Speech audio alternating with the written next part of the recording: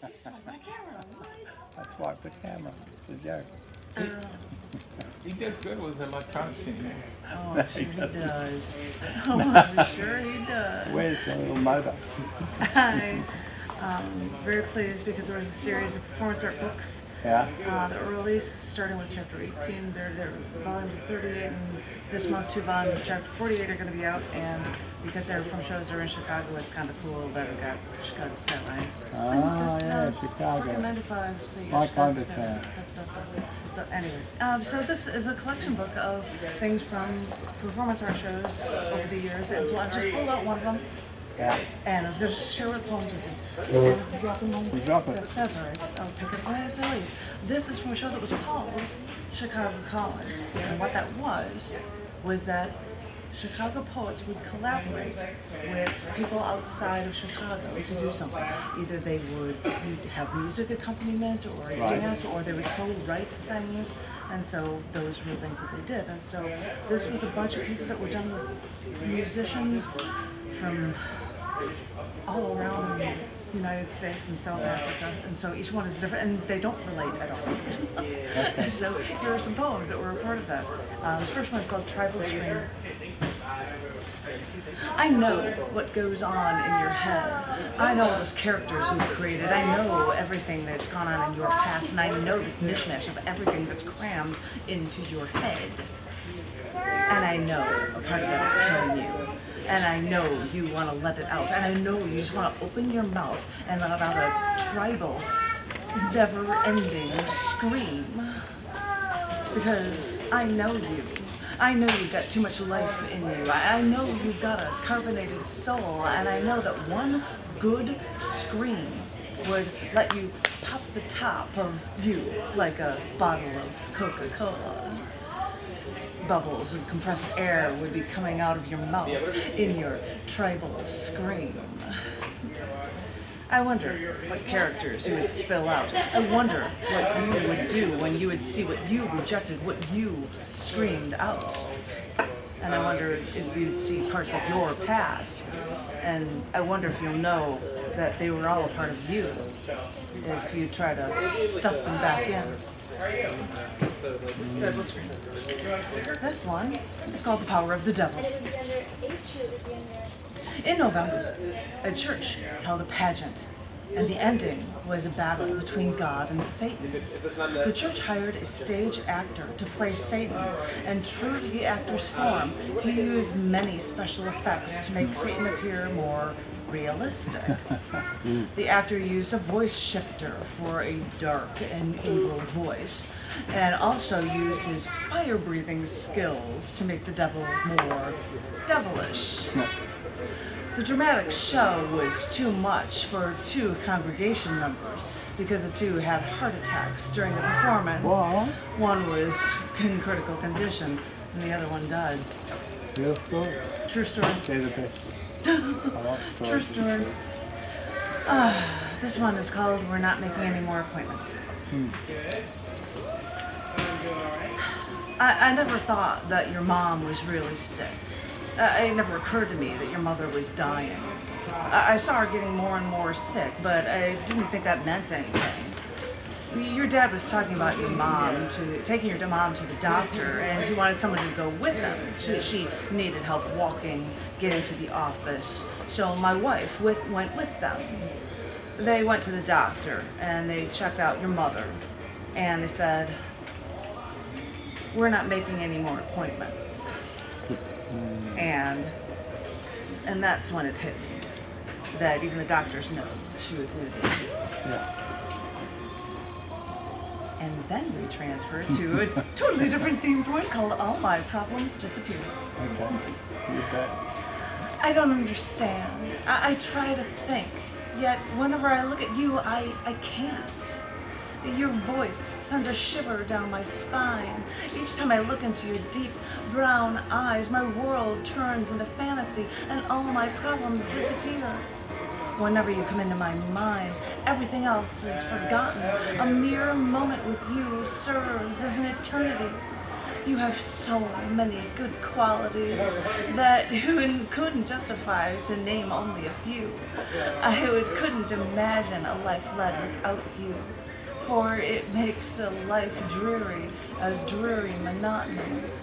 The days would never end, and life would seem to serve no purpose. I don't understand. Why do I feel the way I do? Maybe I love you. Yeah. As I said, there are all different pieces throughout here. This is a weird, this is a Dreams poem. Dreams, 12/24/05. Aeon Flux Crawl. Does anybody know who Aeon Flux is? It's a cartoon character. Anime and it's crazy cool. Kick butt woman. I'll just leave it at that. No, not like the poet plays. Because I couldn't use appropriate language here. Okay. We were out of town, I don't know for how long, and someone told us that we could stay at this other really cool house for another night if we needed a place to stay. You see, the owners of the house were out of town for at least another day, so it would be okay if we stayed there. Now, I don't think we were actually allowed to stay there, so we had to keep all the lights off and keep quiet. And all I remember is being upstairs and everything was open, seeing these floor-to-ceiling windows and seeing people outside. We must have been the neighbors enjoying the night air and partying outside. So I was crawling around the hallway floor trying not to be seen. But as I was trying to be sly, I was crawling with my hands on the ground, but keeping the rest of my body in the air. You know, for ease of movement, I suppose.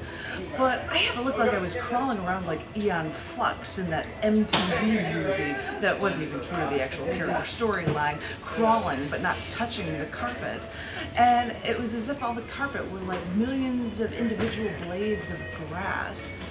But all I know is that I was doing this levitating Aeon Flux crawling thing and trying to see around the house and not be seen. But I thought people were far enough away, and I thought it would be cool if we could use, and they said it was cool that we could use our house. We didn't break in, someone let us in. And I think I saw a jacuzzi in the backyard. So I went to tell you, so we can enjoy the hot water. But I found you on the master bedroom bed, sound asleep. Of course, I'm crawling around like Aeon Flux, and you're sleeping. This piece is called Taking Out the Brain. This is what I do in my spare time, if you're curious.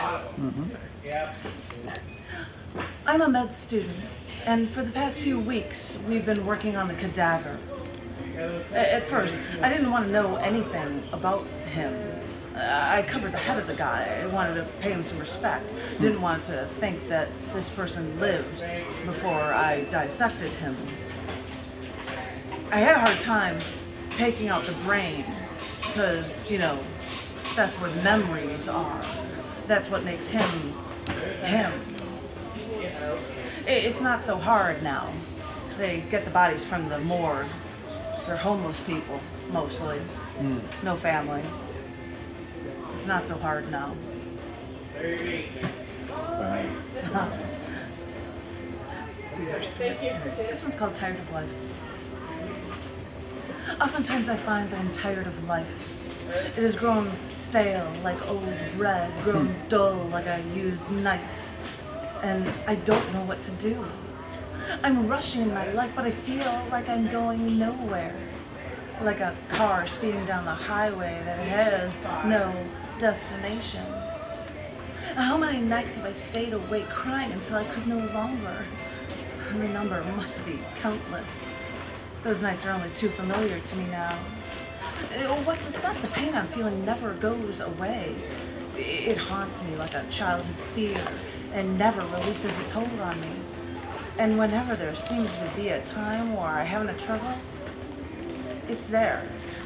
And it always finds its way back to me. The agony is indescribable. And I don't know what to do. Change of theme. It's a short one called How I Imagine You. Walking on the power lines like this, success posters.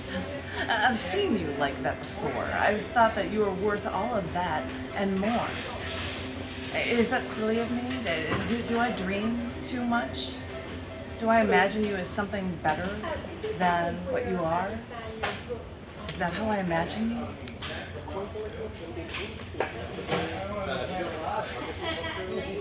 I'm going to do two ones short at the end for you. This is the brochure.